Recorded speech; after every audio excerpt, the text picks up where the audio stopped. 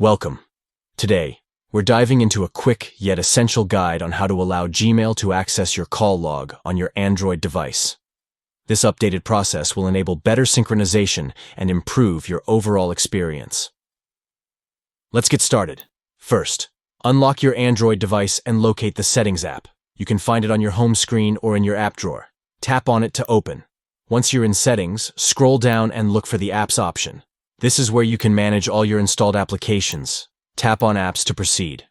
Now, with the list of applications in front of you, you need to find and tap on Permissions.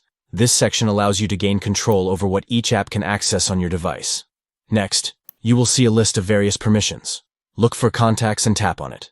This is where you manage permissions specifically for your call logs. Finally, you'll see the option to allow access. Simply select Allow. And just like that, you've enabled Gmail to access your call log. By completing these steps, you empower Gmail to work in harmony with your contact data, making your communication even smoother. Thanks for watching.